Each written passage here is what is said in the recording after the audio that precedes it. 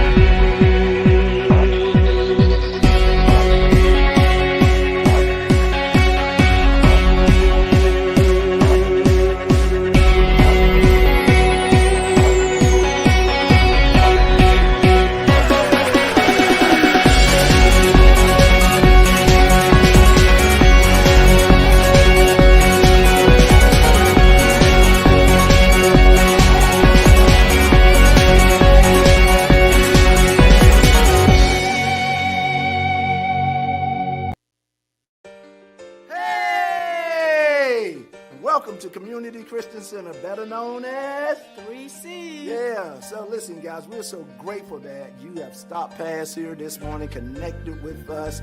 You're in the right place at the right time to receive a word that's going to radically change your life. As a matter of fact, we got an awesome service planned for you today. Unity is ready? Pastor K is ready? I'm ready. Pastor J is ready.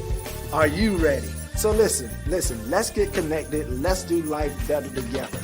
We want to invite you and your families first to visit us here on our Henrico campus. The address is 2213 National Street, Henrico, Virginia 23231. Or you can connect with us via our social media sites. That's Facebook and YouTube. Keyword is 3C Ministry RVA. So let's get ready, man. Let's get ready to go into the sanctuary. Let's get ready to check out Unity. Let's get ready for a word. Buckle your seat belts. Get ready. Get ready. Get ready. Y'all ready? We ready. We ready. I'm ready. You ready? Yeah, I'm ready. Let's do this. Again, welcome to 3C. Peace.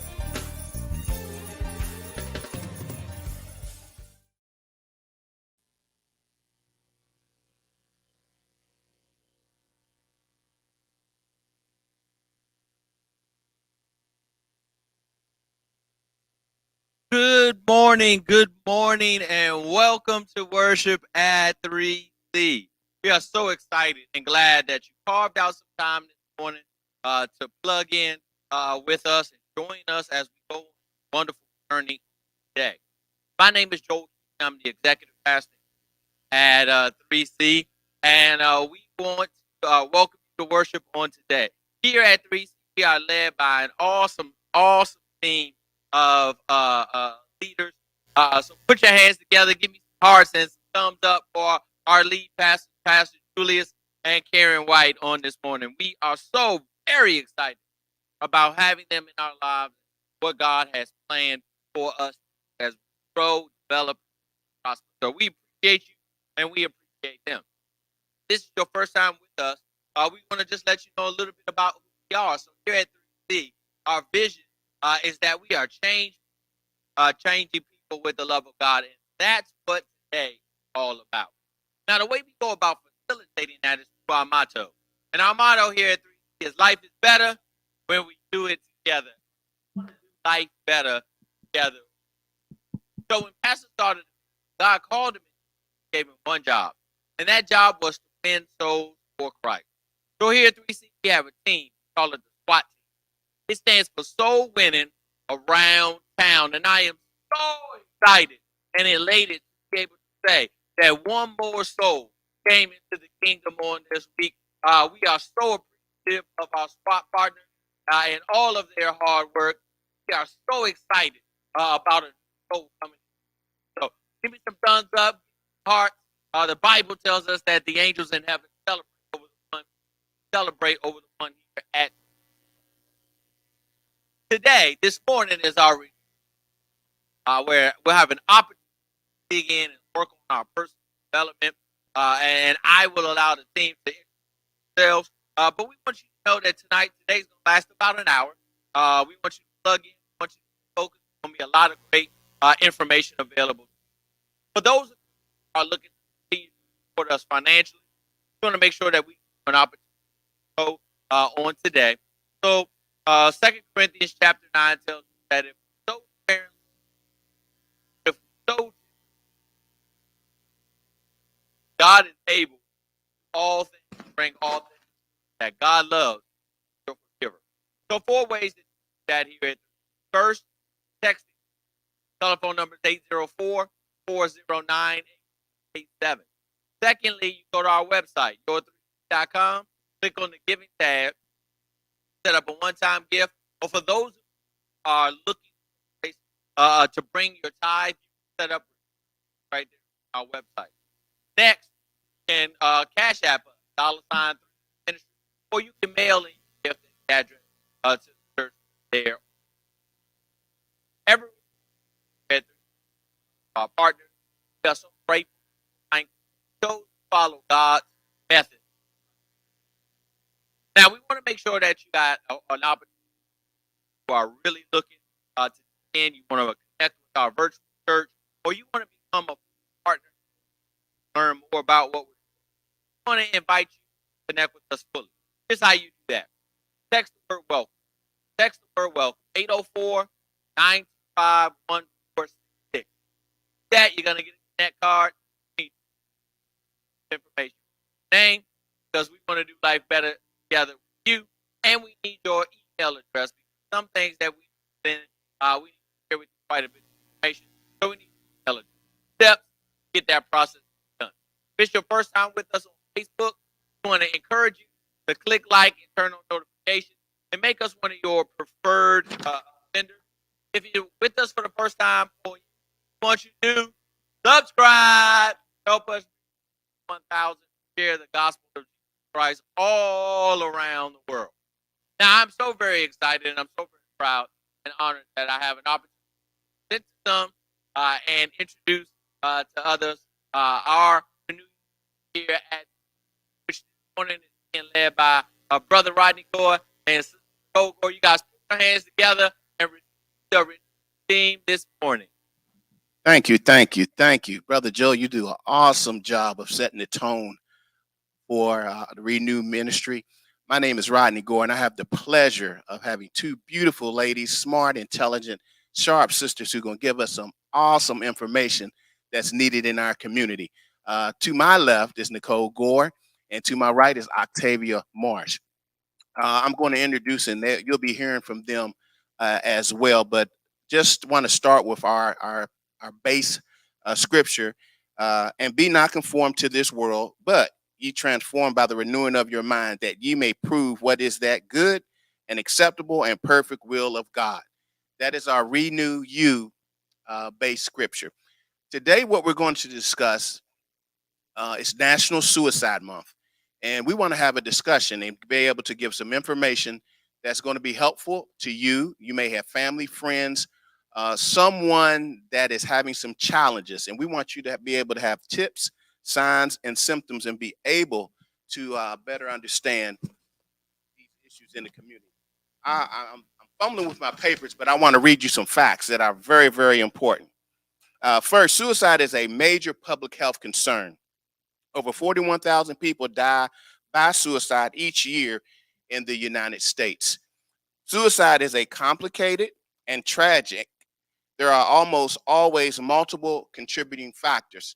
However, suicide shows that people who know the signs of suicide and resources are more likely to take action that could save a life. The last fact and point that I have, and now we'll be discussing, reducing a person's access to lethal means is an important part also of suicide prevention. No, it's so many facts we could share, but we try not to get too much in the weeds with the numbers, because then we focus on numbers and we forget that every number represents a human life, right? We're talking about the loss of an aunt, a cousin, and anybody that you love near and dear. So we really do try to make you aware that we share the numbers because there are so many people that die by suicide. But what the main reason why we share the numbers is that we want to encourage all of you to figure out what your role is in preventing suicide. And we're going to help you do that today with some of the information that we share. Excellent, excellent. So for our community, and when I talk about our community of brown and black people, it's always used to be a myth when I grew up, when someone died by suicide, that it was something bizarre, strange, and unique, because brown and black people don't die by suicide. However, that is forever changing, and we have some stats here to that's talking about that, especially with this young demographic. As of 2018, suicide became the second leading cause of death in black children aged 10 to 14, and the third leading cause of death in adolescents 15 to 19. Now, there might be a lot of different variables and reasons why this is happening. So that's why we are having this discussion today. And I am so pleased to have to my right Ms. Octavia Marsh, who is the Regional Suicide Prevention Administrator for Be Well VA Collaborative. Her role is to facilitate collaboration amongst the 7 CSB in the region, manage the social media platforms, and serve as the liaison to consultant partners who manage media communication and website design. She also assists each locality in the region with ensuring a comprehensive approach to suicide prevention through oversight of grant reporting of the suicide prevention strategies each locality implements each year. So, with that, I want to turn over and I'm going to ask Octavia Marsh some questions, but I want to give her opportunity to say anything about our topic and what's going on in our community as it relates to suicide and suicide prevention. Good morning, Octavia. Good morning. Thank you all for having me this morning. I'm glad that you all are discussing this topic. It's very important and very taboo in our community, as Rodney shared. So I think and hope that you'll learn a lot this morning, and just encourage you to take action from this conversation this morning. Thank you. So, one of my first questions that I have, and feel free. You have any questions out there on YouTube or Facebook? Please send them to us, and we'll try our best to answer those questions. But what's Be Well's VA's mission? So, Be Well VA is really just a collaboration of our community service boards. You might hear them also called CSBs in the community, and that's just the acronym, but that stands for Community Service Boards. And so, Be Well VA is our regional collaborative for Region 4. And so, that's going to be our localities right here in Central Virginia. And so, basically, what we do is we take a regional approach to work together and to bring awareness to the increasing number of deaths by suicide, but also to promote wellness for life. And so we're a local resource that's going to help you to find your path to emotional well-being. And mental health is just wellness is essential to achieving healthy lifestyles and building healthy communities. And so there are going to be some resources there that we'll talk about that'll help you to get acclimated if and when you or someone you know should need help. Thank you so much. For those that are out there, I've worked for a CSB for 30 years. Nicole uh, came out of a CSB as well. But those out there that may not understand those acronyms, what a community service board is, and how they can help our community, can you just share a little bit about what a CSB is and how it can help in our community? Yeah, so a CSB is going to be your point of entry into a public system of services. And so they're going to provide behavioral health resources as well as those for intellectual disabilities. And so we actually have 40 within the state of Virginia. So they're in all of our localities, all of our communities. And so CSBs, they actually strive to help us to improve the quality of lives of the individuals who experience those intellectual disabilities, challenges associated with mental health, substance use, and those thoughts of suicide.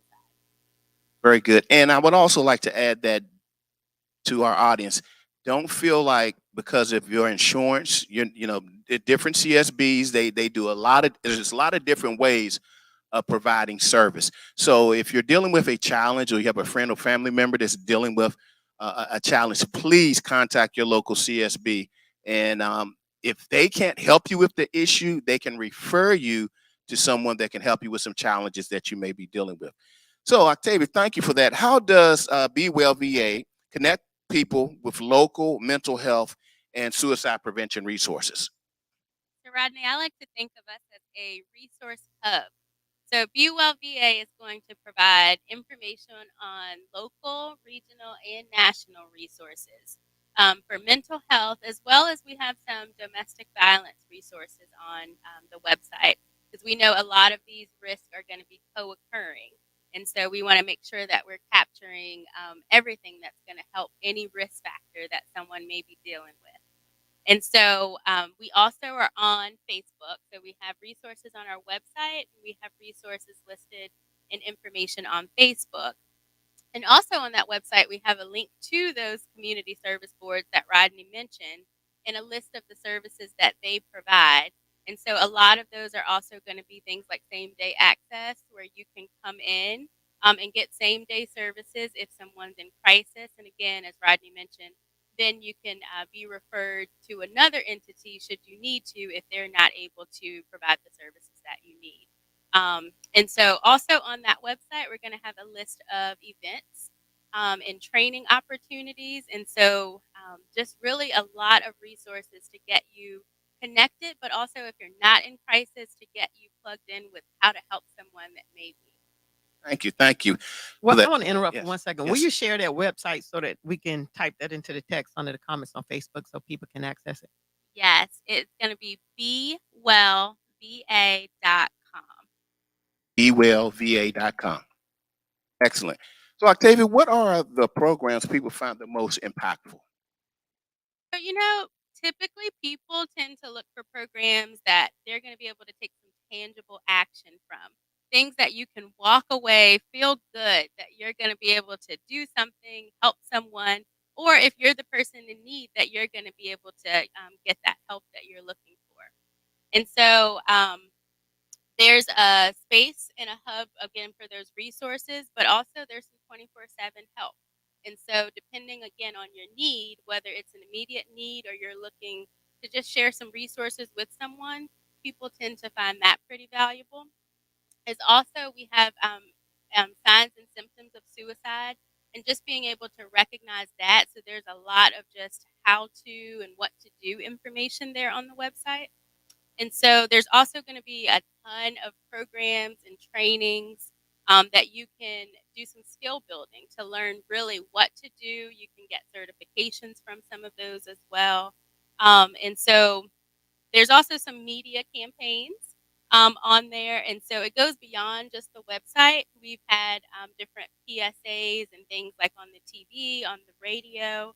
And so, really, just trying to connect at a grassroots approach and meet people where they are and make sure that you all just are informed and equipped should you need these resources. Awesome, awesome, awesome.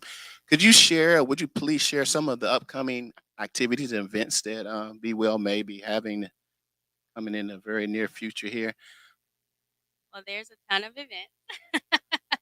Too many to list off the dates and times here, but please go to that website. Of course, with September being Suicide Prevention Awareness Month, there's especially a ton of events, but we have an event called Raise Your Voice about suicide prevention. That's going to be some basic knowledge about just how do you speak up and advocate for suicide prevention. Mental health first aid, that's a big one that we all do. That's an 8-hour course, and you'll get certification to really learn how to help in that bystander situation. Adverse childhood experiences, that's another training that we have, and that's going to be just learning about childhood trauma and how that impacts us here in adulthood. Um, that's a really great training. We're all impacted by ACEs. We also have some Revive trainings. That's going to be your opioid overdose reversal training.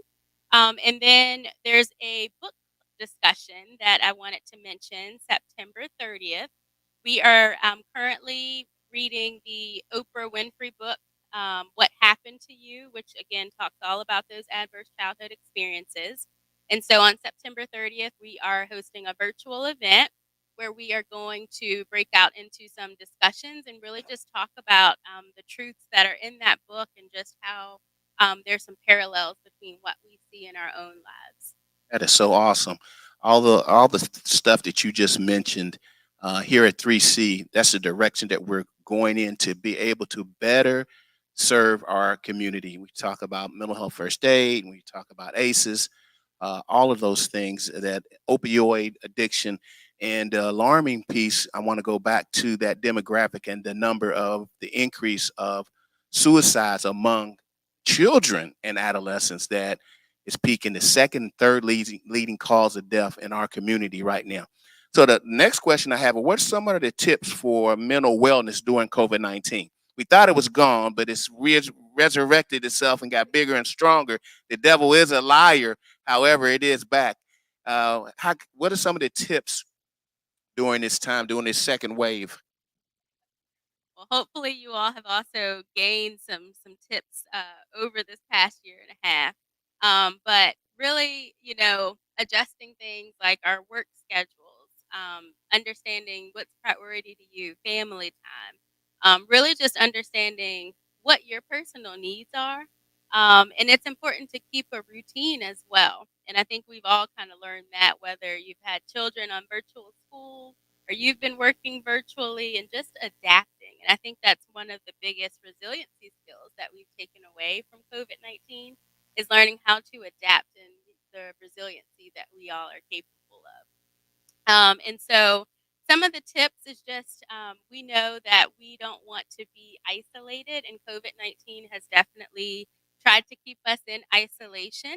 And even the Bible tells us, right, that we're meant to be in community. And so that's so important that, we have to find what works for us and the people that we want to be around so that we can be in connection with people and not be isolated, and to do that in a safe way that's mutually agreeable for us all.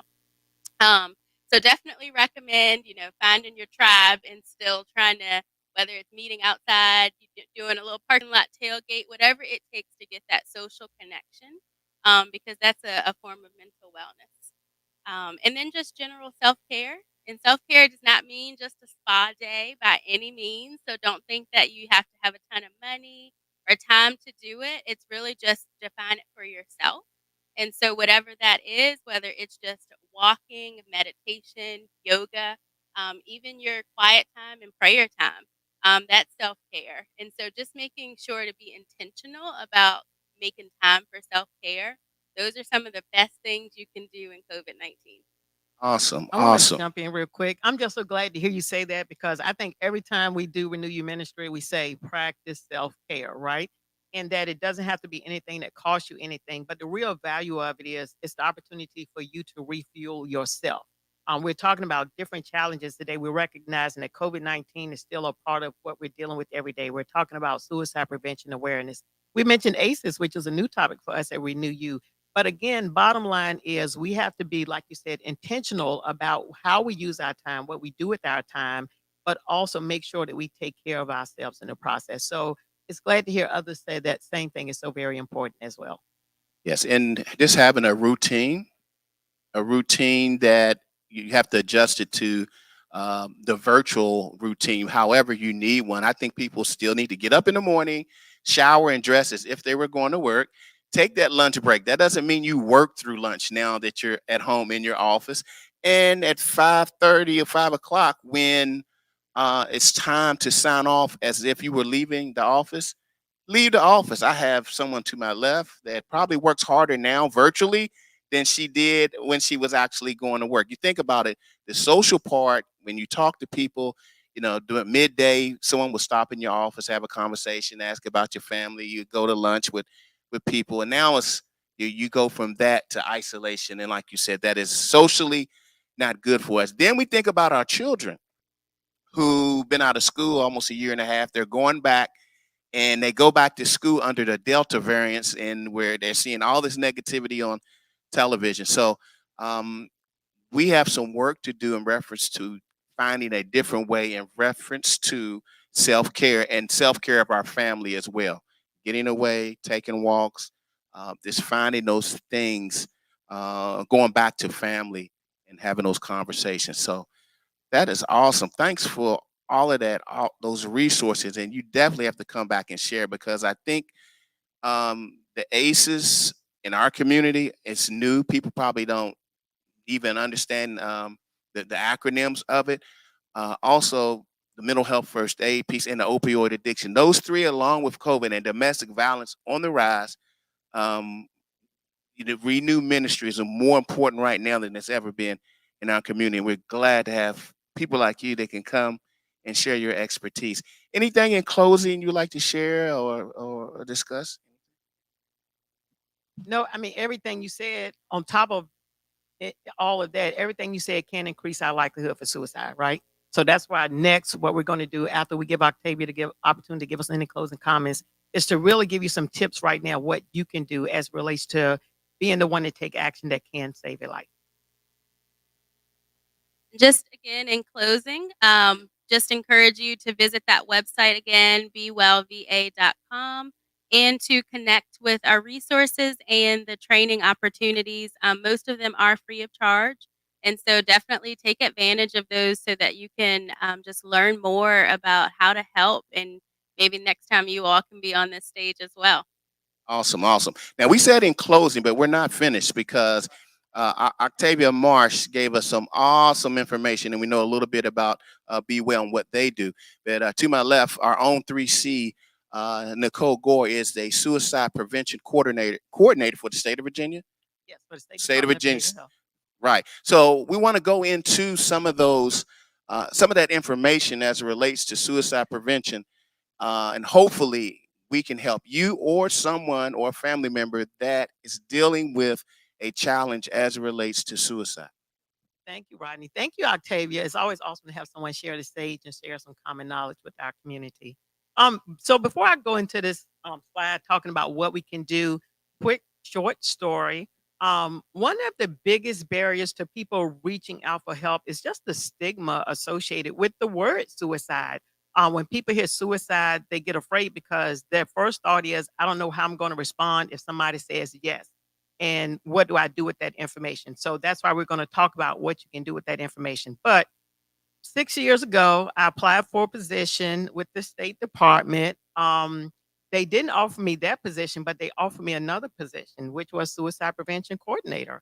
And I went home and sat on a couch and pouted. And then Rodney was like, you know what? It's the same skill set. You're facilitating groups, you're doing like project management as it relates to overseeing budgets and action plans.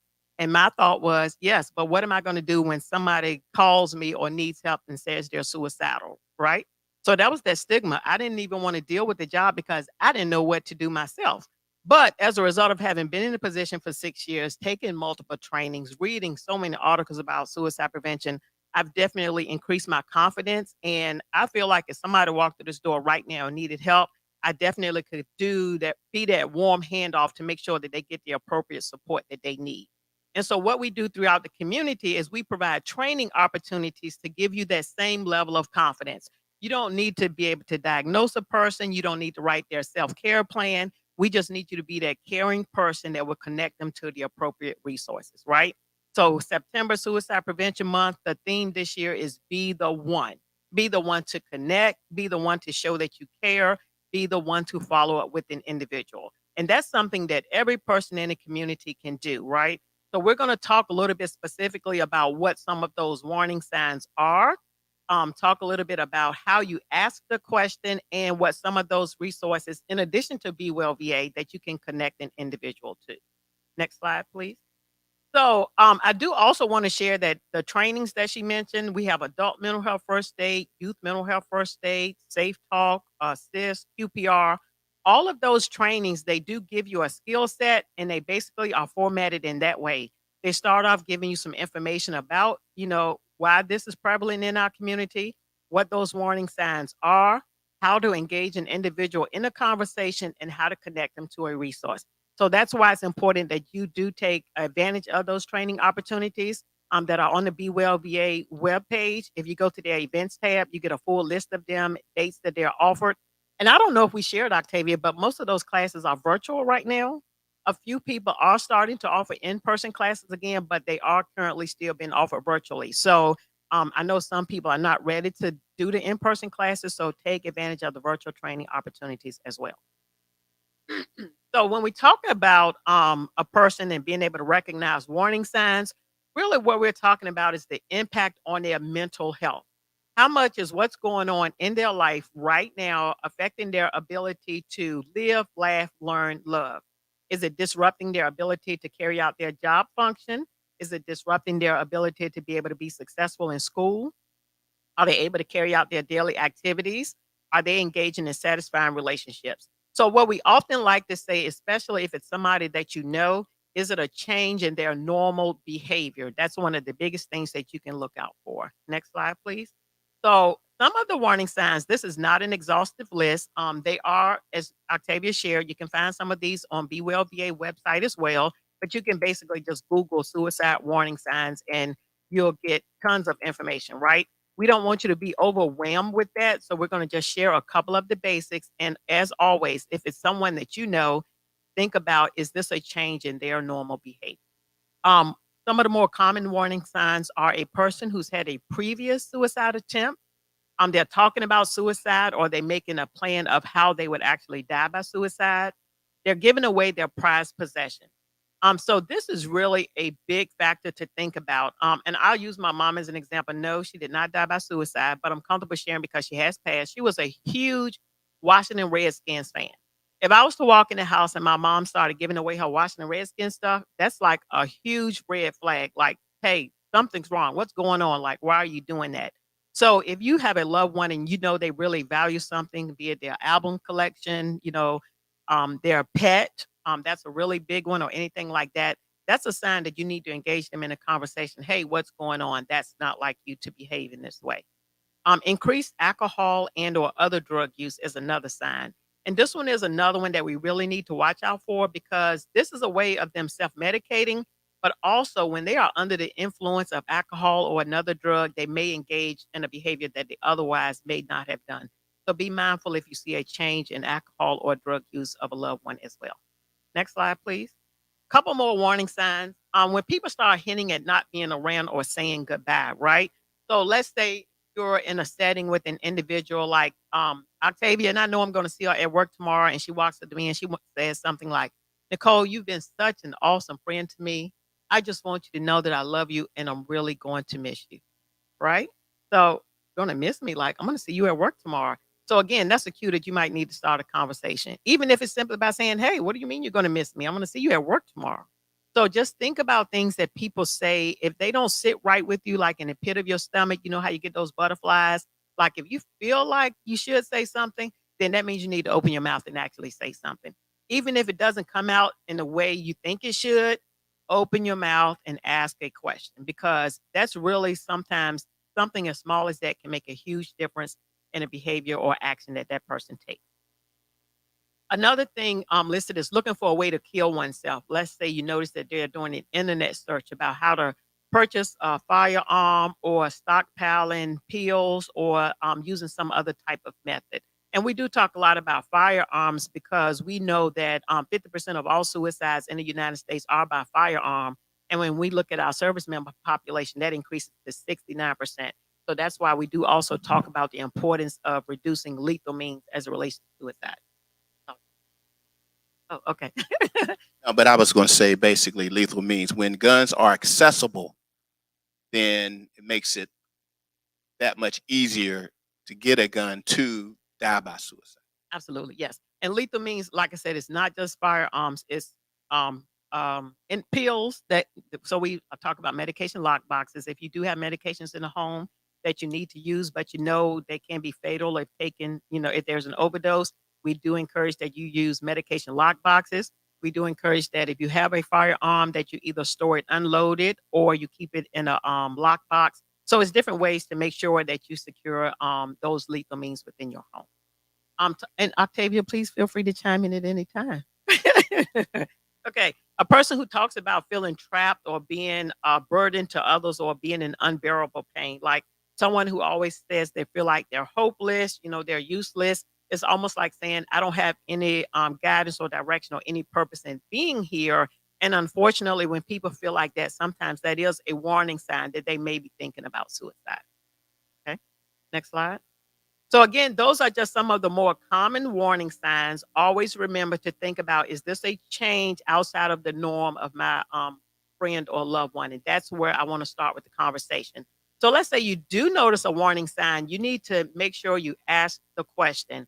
And you have to ask the question with confidence, but you also have to ask it in a caring, non-confrontational way, right? So the best way to ask you the question is to start off by identifying as a part of that conversation some of those warning signs that you notice in an individual. And really what you're doing is you're showing that you care when you ask the question. So I might say, "Hey Rodney, I noticed that you haven't been tuning in to all the Cowboy games lately." Bad joke, sorry. Okay. But when when a person is a big fan of something and you know it's something that they do every week and they stop doing it, that's a change in their normal behavior, right? So that's an opportunity to say, "Hey, I noticed you stopped showing up for coffee club on Wednesdays. Is something going on you want to talk about?" So it's as basic as that, right? So that gives an opportunity for you to open the door for this start engaging in some conversation. Next slide, please. But then you need to be even more direct. So let's say based on what they share, it does sound like they are struggling, like they are feeling hopeless, or you're not still not quite sure if this is suicide or not. So you need to ask the question, are you thinking about suicide? Because, well, let me not say because. One way that you can do this without just saying, "Hey, are you thinking about suicide?" You can say something like, sometimes when people feel like they are hopeless and don't have any purpose in this life, they're thinking about suicide. Are you thinking about suicide? And that's good because what it does, it lets them know that they're not the only person that has thought this way. You're letting them know that other people have these types of feelings, and then you're asking them the question about suicide. And some people say it's still too much for them to use the word suicide. So say, "Are you thinking about killing yourself?" Right? It's not enough to say, "Are you thinking about hurting yourself?" Because people do engage in what we call non-suicidal self-injury, which is another topic, that we could get into, but some people do purposely harm themselves to relieve pain in another way. But our focus is we're thinking about suicide. Are you thinking about killing yourself?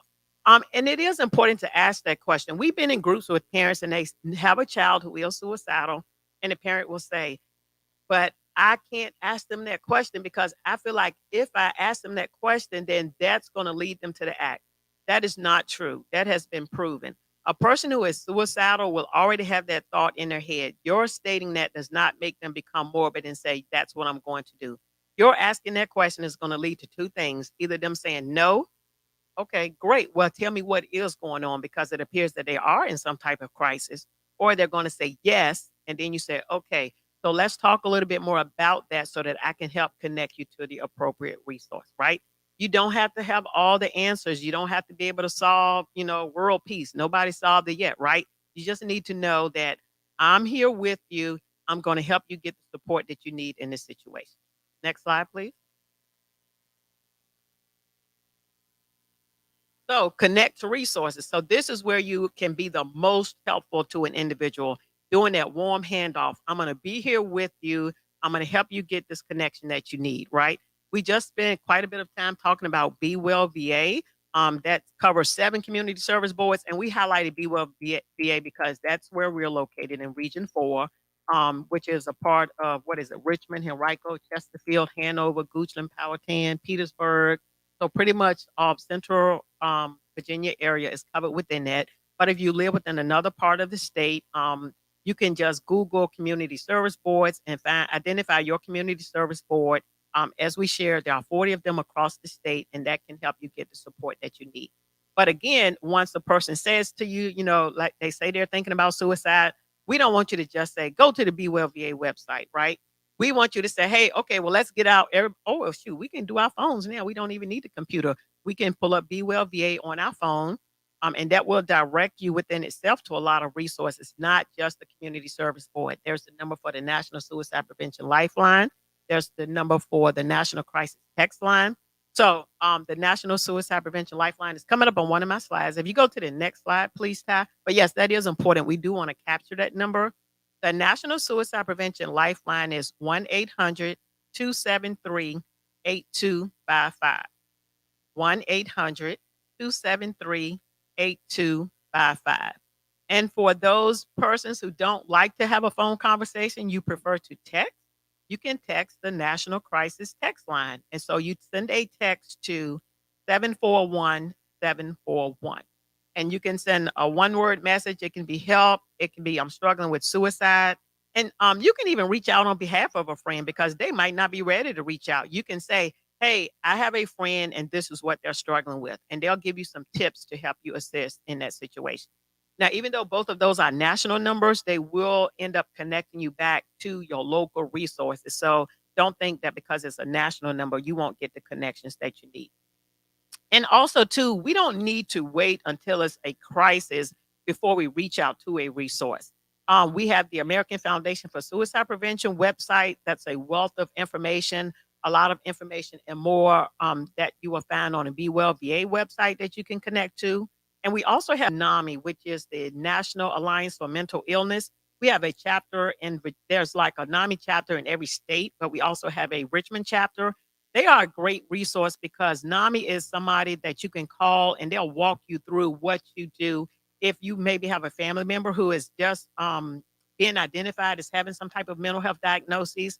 And the reason why they're so powerful is because a lot of times they are family members or a loved one who themselves lives with an individual who has a diagnosis. So they've been there, they've been through the steps. So they can be a great resource to you. They can help advocate for you and just be a great peer support if this is something that you are now having to incorporate into your daily living. So be very mindful of that. The current slide that's up actually is just our map of Virginia. Excuse me. And it identifies all 40 of the community service boards. So again, if you don't know the community service board in your area, that's fine. You can just type Virginia Community Service Boards and it'll come up. You can put in your address or click on the map and it'll give you the information for your local area. So I highlighted the information up here for Richmond Behavioral Health Authority.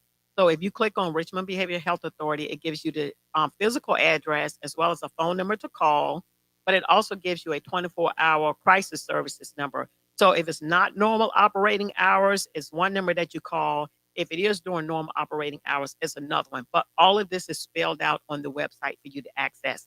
And then there's also the link to suicide prevention resources as well. I feel like I've just been talking and talking, which I No, have. it's been great information. I would just add that, or just ask the question, why do you two think that suicide has increased? I'm going back to that demographic of young folk in the African American community. So I work with youth daily. And what I've recognized also is that we just aren't, I don't know if we're not teaching them, but they're not learning coping skills. And so they don't always know how to deal with the pressures and the stresses of life. And so whether it's I failed a test, whether it's my boyfriend or girlfriend broke up with me, whatever it is that they're experiencing, they don't know how to deal with it, but also there's not really family conversations happening. And so the parents are not always checking in either to know really what's going on with them. And so they're really dealing with whatever it is they're dealing with on their own. Um, and I actually had a cousin who died by suicide, when we were in high school. And that was pretty much like his story too. No one knew like what he was going through, and it all came back to the girlfriend breaking up with him. And we just think back on that and just had we known, how we could help. That is excellent information for those that are listening.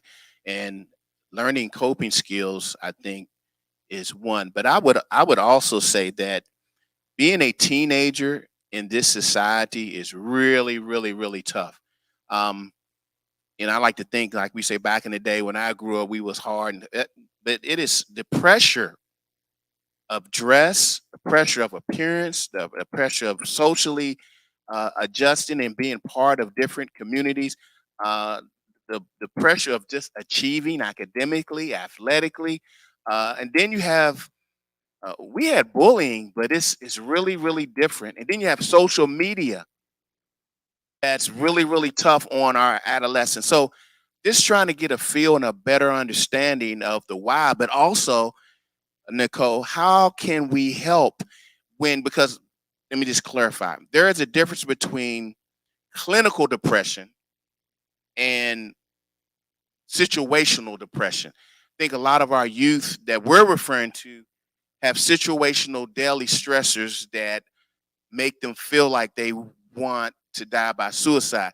And those are the ones that I want you to talk about the resources that are available to them.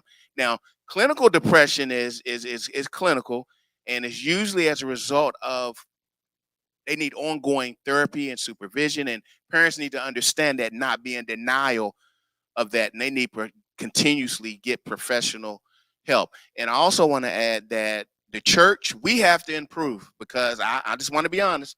When I grew up in the traditional church, when suicide came up, it was a taboo, and that you were going to burn in Hades as a result of dying by suicide. Let's change that mindset and come more from a helping perspective and engaging our young folks, and like you were talking about, going back to family, going back, we ate together as a family, at least on Sundays.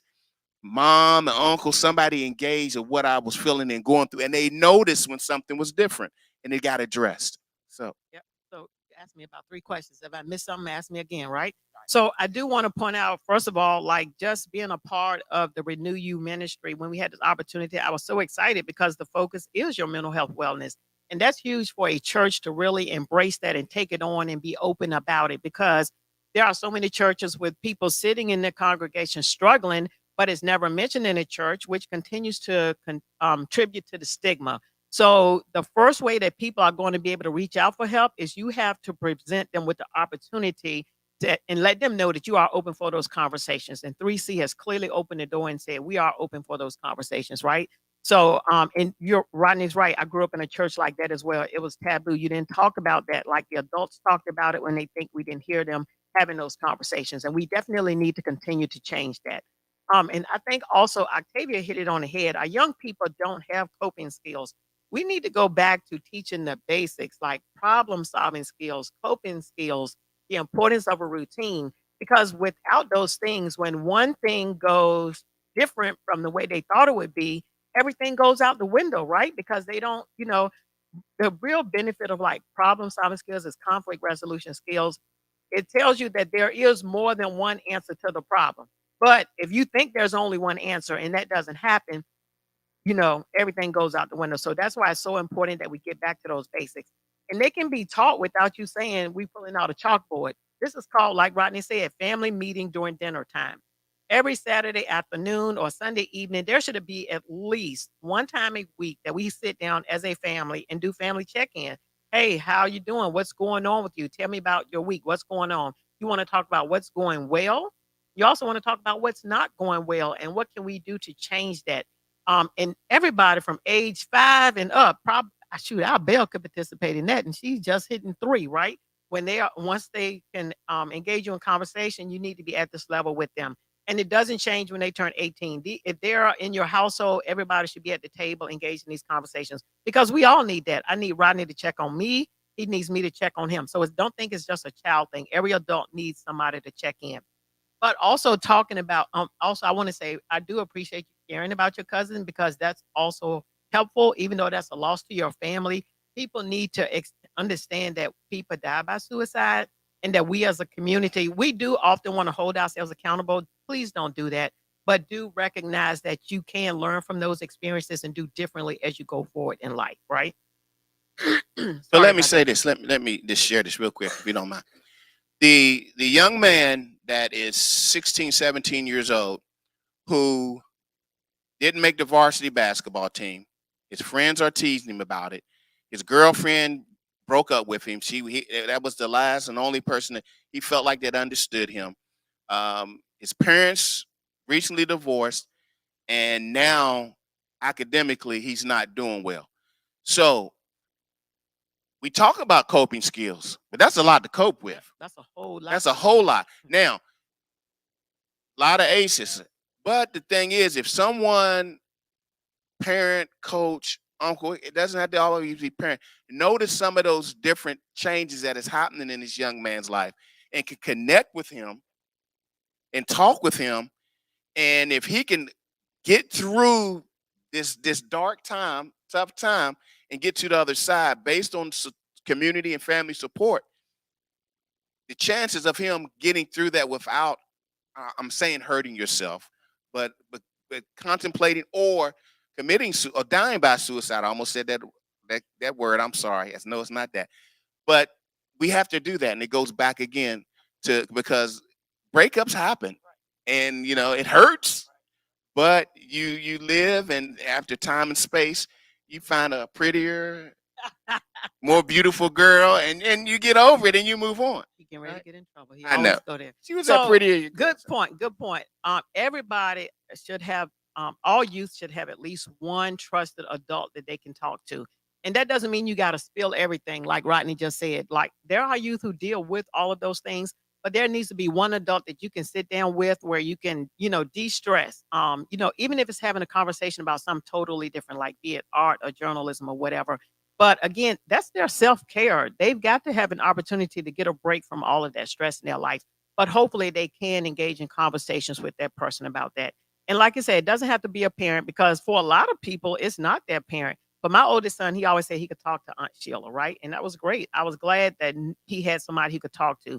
So, parents, and your family conversation is for this week is ask your child who's that one person that they can talk to. Take yourself out of the equation. If not me, I want you to be able to identify one person that you can talk to about anything going on in your life. And when they identify that person, make contact with that person so that when they reach out and say, "Hey, Aunt Octavia, we had conversation at dinner time, and I identified you as that one person I want to have conversation with." What that does is put Octavia on notice that if she gets that call out of the blue and things are going on, to maybe be ready that, this is something a little bit different than the norm and I need to be ready. Not that I have to have all the answers, but I'm here. I'm going to support you. We're going to get through this together. That's the main thing. When people are struggling by suicide, they feel alone. We need to help them realize that they are not in this alone. There are several other people who dealt with very similar situations, and together we can get through this situation. I'd like to offer another challenge before we close it with parents.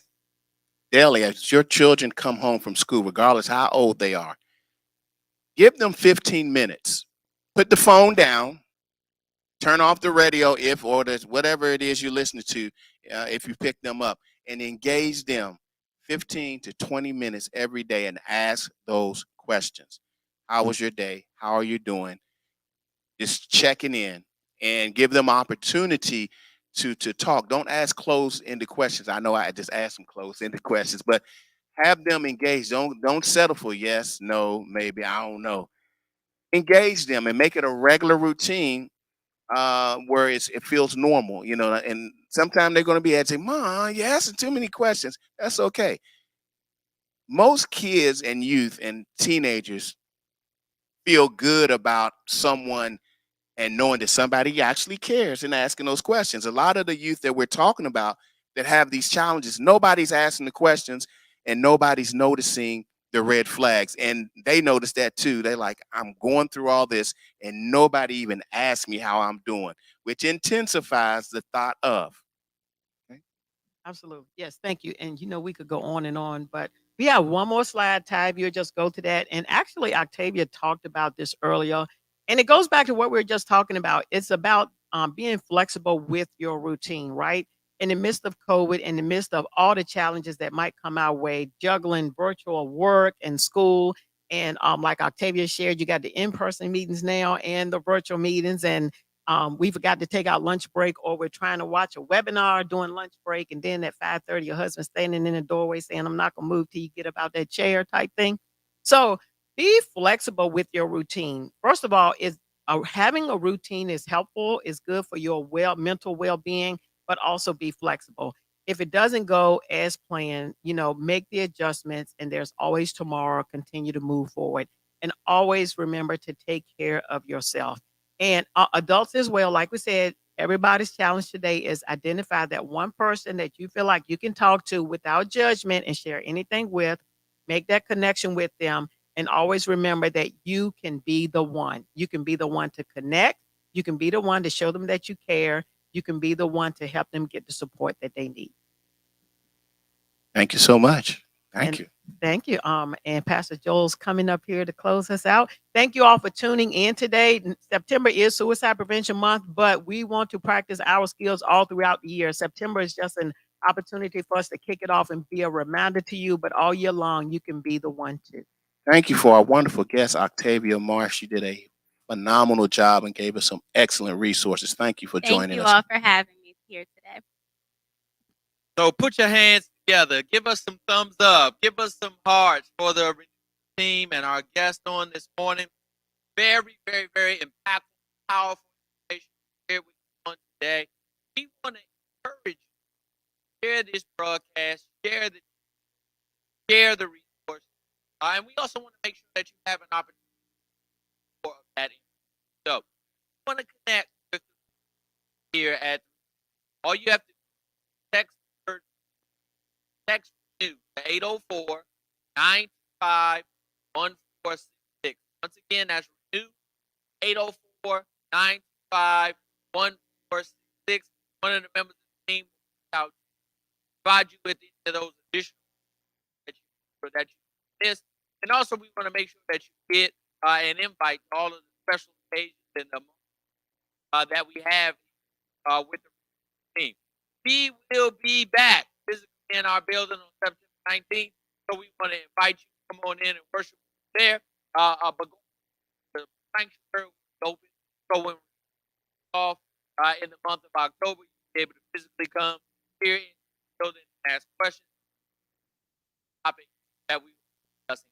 Once again, connecting with the team, text the word ReNew 804-925-14. Now, before we go, we always need to make sure that we take care of the business matter. You may have heard all of this wonderful. You may have heard all of this. Make sure you heard of the man named who come into the heart, come into life, and there to support you, help you, guide you, and ultimately. So, for those of you out there who may not know partner, I want to take this opportunity right now to get a chance to join us. So the way you go about doing that, first, an opportunity to connect with us so we can give you more information. Text the word winner 804-925-1466. Again, text the word winner 804-925-1466. That card, one of the ministerial staff here at the church will reach out to you. But we're going to give an opportunity to get it done right here, right now. Simply with me. Eternal God, our Father, we thank you today. Believe in our heart, and we confess with our mouth that Jesus Christ. We ask, Heavenly Father, that you our hearts, and we ask, Heavenly Father, that you allow the Holy Spirit to rest, rule, and abide with us all the days of our lives. In Jesus' name we pray. And if that was your first time praying that prayer, we invite you to text winner and allow us to walk. Welcome to the kingdom. Welcome. Life. We are so very excited. So we want to remind you about just a couple of things. First and foremost, Sunday service live from the living room, kicking off tomorrow at 10:30 and September 19th. Doors will open at 10:15. We're gonna have our at 10:30. I want to invite you. Want to come service 19, and you want to let us know you're coming? Simply go to our website, click on the plan your button. Let us know how many people are coming. We're still socially distant, wearing our masks, but we want to come and worship as a family. So we want to invite you September 19th for our week back service. Come and connect with us physically here in the building. Forward spending that time with you. Put your hands together. Let's give a wonderful round of applause for our team and our guests. I want to remind you that life is better when we do it together.